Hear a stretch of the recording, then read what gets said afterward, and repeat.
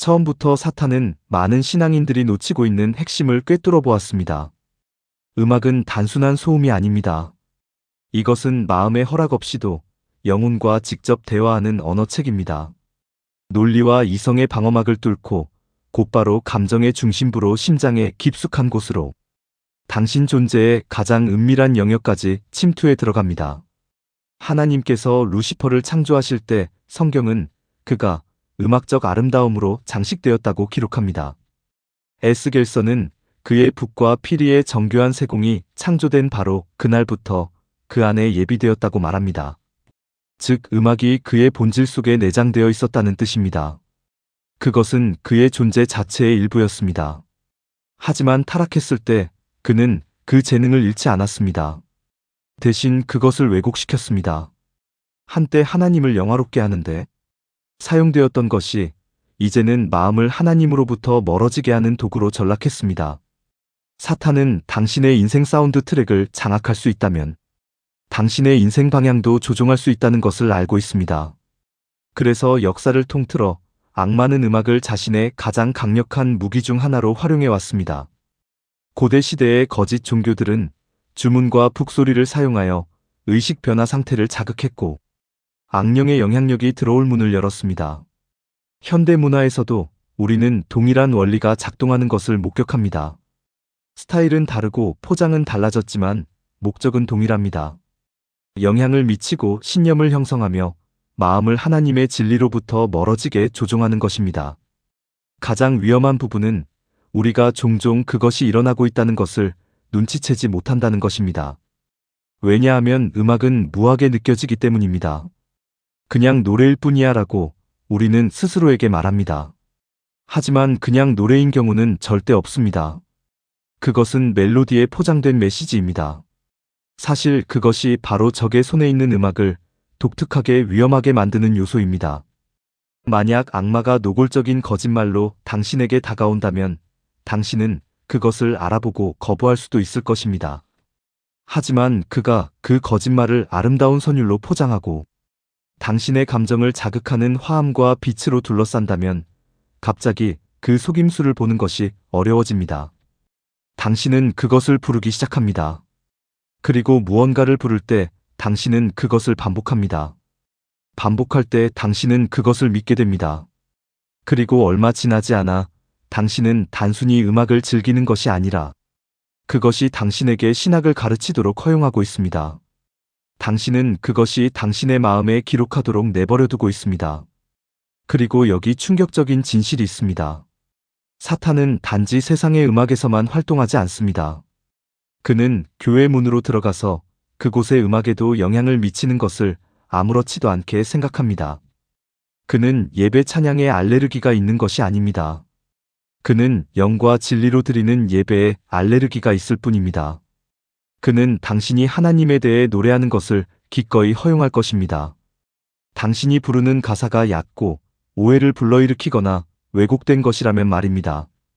그는 당신이 감정적 황홀경 속에서 손을 들어올리는 것을 기꺼이 허용할 것입니다. 당신의 마음이 말씀에 뿌리내리지 않는다면 말입니다. 그리고 만약 그가 당신으로 하여금 감정이 믿음과 동일하다고 믿게 할 수 있다면 그는 이미 절반의 승리를 거둔 것입니다. 그래서 많은 기독교인들이 교회 예배를 마치고 예배가 놀라웠다고 말할 수 있는 것입니다. 그들이 실제로 의미하는 것은 음악이 나를 기분 좋게 만들어줬다는 것일 때 말입니다. 하지만 친구여, 당신을 기분 좋게 만드는 것과 당신을 하나님께 더 가까이 이끄는 것은 같은 것이 아닙니다. 사탄은 감정을 자극하는 방법을 알고 있습니다. 그는 분위기를 조성하는 방법을 알고 있습니다. 그는 소리를 조작하여 당신이 교묘하게 설계된 공연을 만났을 뿐임에도 하나님을 만났다고 생각하게 만드는 방법을 알고 있습니다. 그리고 만약 당신이 그런 일이 교회 건물 안에서는 일어날 수 없다고 생각한다면 당신은 이미 당신의 적을 과소평가한 것입니다. 우리는 악마가 종교를 반대하지 않는다는 것을 기억해야 합니다. 그는 종교를 이용합니다. 그는 교회를 반대하지 않습니다. 그는 교회에 침투합니다. 그리고 그는 그 안에 예수라는 단어가 들어있는 음악을 반대하지 않습니다. 그것이 성경에 나오는 예수와는 다른 예수를 제시하는 한 말입니다. 그래서 분별력은 선택사항이 아닙니다. 그것은 당신이 노래를 좋아하는지 인기가 있는지의 문제가 아닙니다. 그 노래의 메시지가 하나님 말씀의 전체적인 조언과 일치하는지의 문제입니다. 만약 악마가 교회로 하여금 거짓말을 노래하게 할 수 있다면 그는 그 거짓말들이 결국 교회의 신념이 될 것임을 알고 있습니다. 보세요. 이것이 그렇게 중요한 이유는 예배가 예배자를 형성하기 때문입니다. 우리가 반복적으로 부르는 것이 결국 우리가 하나님에 대해, 우리 자신에 대해, 그리고 우리가 어떻게 살아야 하는지에 대해 생각하는 것을 정의하게 됩니다. 사탄은 음악이 단순히 당신의 귀에만 머무르지 않는다는 것을 알고 있습니다. 그것은 당신의 영혼에 뿌리를 내립니다. 그리고 일단 그곳에 심어지면 그것은 자랍니다. 때로는 진리로 자라기도 하지만 다른 때에는 씨앗이 처음부터 부패했다면 속임수로 자라납니다.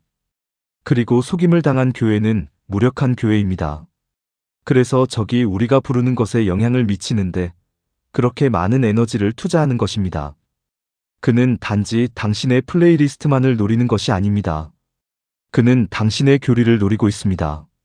그는 단지 당신의 스타일만을 노리는 것이 아닙니다. 그는 당신의 영혼을 노리고 있습니다. 그리고 비극은 그가 종종 원하는 것을 얻는다는 것입니다.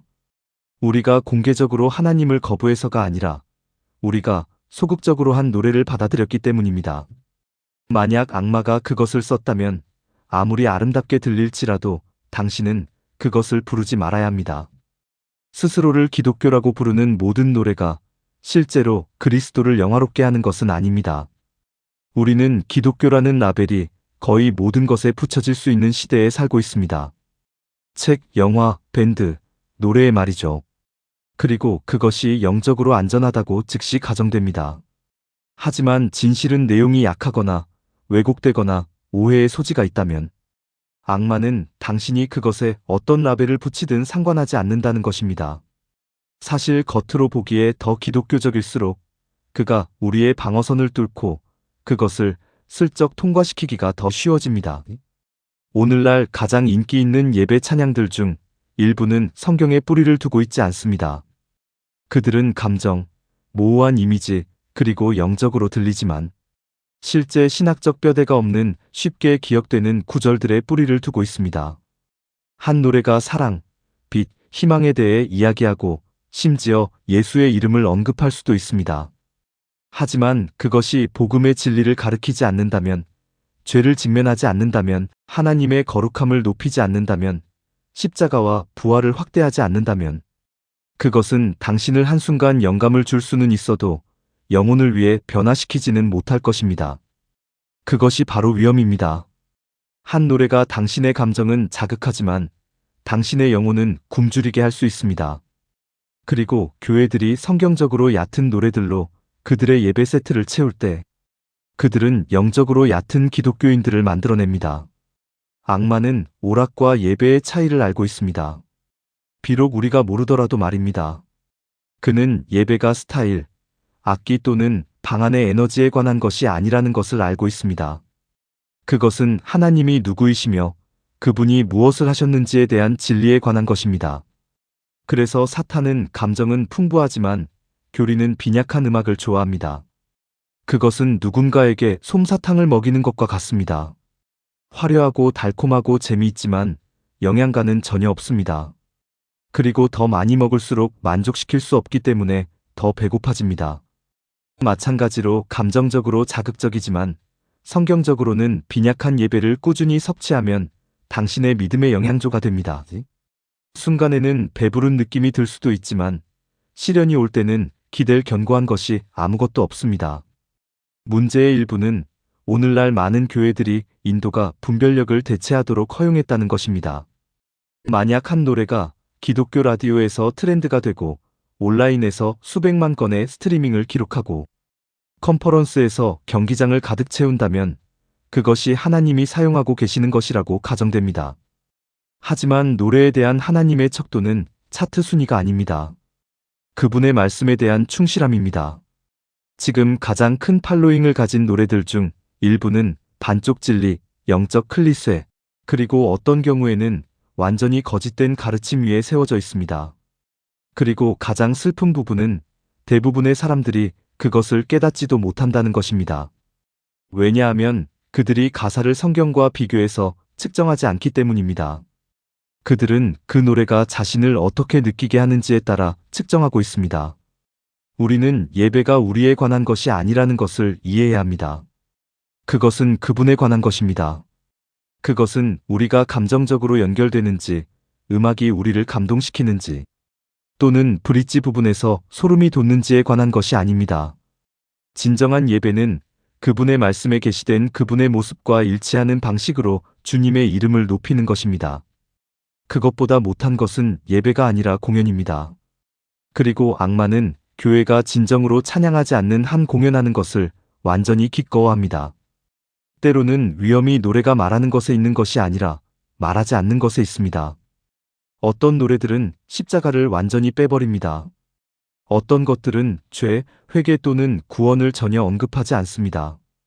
그들은 오로지 당신을 기분 좋게 만들고 문제를 해결해주고 항복이나 순종에 대한 어떤 부름도 없이 축복을 주기 위해서만 존재하는 하나님을 제시합니다. 그것은 성경의 하나님이 아닙니다. 그것은 인간의 상상 속의 하나님입니다. 그리고 적은 우리가 그런 하나님에 대해 노래하는 것을 좋아합니다. 왜냐하면 그것은 예배가 아니라 음악에 맞춰진 우상 숭배이기 때문입니다. 우리는 어려운 질문들을 기꺼이 던질 수 있어야 합니다. 이 노래가 성경의 진리를 선포하는가? 아니면 더 쉽게 받아들일 수 있도록 그것을 희석시키는가?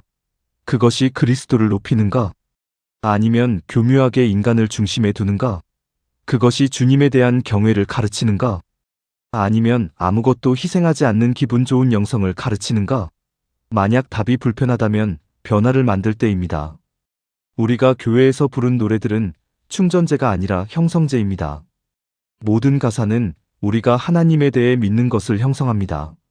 모든 멜로디는 메시지를 강화합니다. 그리고 만약 메시지가 틀렸다면 예배가 틀린 것입니다. 세상은 이미 자기 중심적이고 쾌락지향적인 삶의 찬가들을 가지고 있습니다. 교회는 찬양의 가면을 쓰고 그것들을 메아리 쳐서는 안 됩니다. 만약 그 노래가 성경의 그리스도를 존중하지 않는다면 아무리 아름답게 들릴지라도 그것은 구속받은 자들의 입에 속하지 않습니다. 가사는 중요합니다. 그것들은 무해한 배경 소음이 아닙니다. 그것들은 화음 사이의 공간을 채우는 예쁜 단어들이 아닙니다. 우리가 부르는 말들은 영적 무게를 가지고 있습니다. 그리고 만약 그 말들이 성경의 진리와 모순된다면 그것들은 속임수의 통로가 됩니다. 보세요. 성경은 믿음이 들음에서 나며 들음은 하나님의 말씀으로 말미암는다고 말합니다. 그것은 우리가 반복적으로 듣는 것이 우리의 믿음을 형성한다는 뜻입니다. 그리고 만약 우리가 듣고 심지어 부르고 있는 것이 진실이 아니라면 그것은 우리의 믿음을 잘못된 방향으로 형성할 것입니다. 위험은 음악이 단순히 귀를 통과하지 않는다는 것입니다. 그것은 마음의 뿌리를 내립니다. 그리고 일단 마음에 들어가면 그것은 당신이 믿는 것의 일부가 됩니다. 악마는 이것을 누구보다도 잘 알고 있습니다.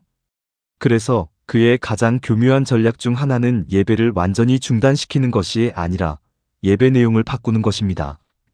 그는 교회로 하여금 영적으로 들리지만 성경적이지 않은 것들을 노래하게 할 수 있다면 신자들이 그것을 깨닫지도 못하는 사이에 그들의 마음에 거짓 교리의 씨앗을 심을 수 있다는 것을 알고 있습니다. 그리고 그것이 노래의 형태이기 때문에 더욱 효과적입니다. 우리는 설교보다 가사를 훨씬 더 쉽게 함께합니다. 당신이 기억하려고 하지도 않았던 노래를 흥얼거리는 자신을 발견한 적이 몇 번이나 있었습니까? 그것이 바로 음악의 힘입니다. 그것은 달라붙습니다. 그리고 만약 그것이 멜로디에 맞춰진 거짓말이라면 그것은 당신이 믿을 때까지 계속해서 반복하게 되는 거짓말이 됩니다. 그래서 우리가 부르는 노래들의 메시지에 주의해야 하는 것입니다. 어떤 예배 찬양들은 감정적인 언어로 가득하지만 하나님의 본성을 완전히 잘못 표현합니다. 다른 것들은 복음을 왜곡하여 구원을 자아의 죽음에 대한 부름이 아닌 개인적 위안의 길로 제시합니다. 또 다른 것들은 성경이 명확히 가르치는 진리들을 축소하거나 완전히 부인하며 거의 모든 종교에 적용될 수 있는 모한 기분, 좋은 구절들로 대체합니다. 그리고 이러한 메시지들이 강력한 음악에 포장되어 있을 때 감정적으로 감동받고 이것이 사실인가라고 묻는 것을 멈추지 않기가 쉽습니다. 모든 거짓이 노골적인 것은 아니라는 것을 이해하는 것이 중요합니다. 때로는 노래가 말하는 것이 틀린 것이 아니라 빠뜨리는 것이 문제입니다. 한 노래가 하나님의 사랑에만 초점을 맞추고 그분의 거룩함이나 정의는 전혀 언급하지 않을 수도 있습니다. 축복에 대해서는 이야기하지만 회개에 대해서는 전혀 이야기하지 않을 수도 있습니다. 예수를 따르는 기쁨을 강조하면서도 제자도의 대가에 대해서는 경고하지 않을 수도 있습니다.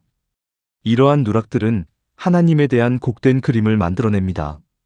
그리고 만약 우리가 오직 우리를 행복하게 만들기 위해서만 존재하고 우리의 순종을 요구하지 않는 하나님에 대해 반복적으로 노래한다면 우리는 성경에 계시된 진짜 하나님 대신 그 버전의 하나님을 믿기 시작할 것입니다. 실수하지 마세요. 일단 잘못된 믿음이 우리의 예배에 뿌리를 내리면 그것들은 결국 우리의 삶에서 나타날 것입니다. 만약 당신이 수년간 당신을 섬기기 위해 존재하는 신에 대해 노래한다면 시련이 올 때 당신은 충격받고 혼란스러워할 것입니다. 만약 당신이 죄를 축소하는 노래들을 부른다면 당신은 자신의 삶에서 죄를 가볍게 여기기 시작할 것입니다. 만약 당신의 예배가 그리스도가 아닌 자의 중심을 둔다면 음악이 사라질 때 당신의 믿음은 무너질 것입니다. 그래서 이것은 작은 문제가 아닙니다. 그것은 가사를 트집 잡는 것에 관한 것이 아닙니다.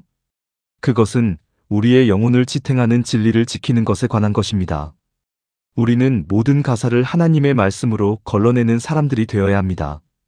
만약 한 노래가 하나님에 대해 무언가를 말한다면 그것이 하나님께서 성경에서 자신에 대해 실제로 말씀하신 것인가? 만약 한 노래가 구원에 대한 진리를 가르친다면 그것이 사도들이 전한 진리인가? 만약 한 노래가 우리의 헌신을 표현한다면 그것이 하나님께서 우리를 예배하도록 부르신 방식과 일치하는 방식으로 그렇게 하는가? 이 기준에 미치지 못하는 것은 무엇이든 하나님의 백성들의 모임에서 불려질 가치가 없습니다. 초대교회는 그리스도와 사도들이 가르친 것에서 벗어나면 전체 가르침과 심지어 교사들까지도 거부할 정도로 복음의 진리를 치열하게 지켰습니다. 오늘날 우리는 종종 우리의 플레이리스트를 훨씬 덜 주에 깊게 지킵니다. 우리는 성경적으로 결함이 있더라도 감정적으로 우리를 감동시킨다는 이유만으로 우리가 사랑하는 노래를 변호할 것입니다. 하지만 진리 없는 감정은 예배를 위한 위험한 기초입니다. 하나님을 기쁘시게 하는 예배는 그분의 말씀에 근거해야 합니다. 왜냐하면 그분의 말씀이 진리이기 때문입니다. 만약 가사가 하나님의 말씀과 일치하지 않는다면 우리가 아무리 열정적으로 그것들을 부른다 해도 그것들은 하나님의 백성들의 예배에서 자리가 없습니다. 오늘날 교회에는 감정적 흥분과 진정한 영적 예배 사이에 위험한 혼동이 있습니다. 많은 사람들이 예배를 마치고 나가서 예배가 강력했다고 말합니다. 그들이 실제로 의미하는 것은 나는 무가를 느꼈다는 것일 때 말입니다. 그리고 감정이 예배의 일부가 될 수 있지만 그것들은 예배의 기초가 아닙니다. 문제는 악마가 누구든지 하나님께 아닌 치도 더 가까이 데려가지 않고도 감정을 자극하는 방법을 알고 있다는 것입니다. 그는 에덴 동산 이후로 감정을 조작해 왔습니다. 그리고 만약 그가 우리로 하여금 감정적 자극을 성령의 역사로 착각하게 할 수 있다면 그는 마음에 아무런 변화가 없는 한 우리가 하루 종일 노래하도록 기꺼이 내버려 둘 것입니다. 음악은 우리를 감동시키는 독특한 능력을 가지고 있습니다. 특정한 화음 진행은 우리를 눈물 짓게 할 수 있습니다. 부풀어 오르는 코러스는 우리에게 소름을 줄 수 있습니다.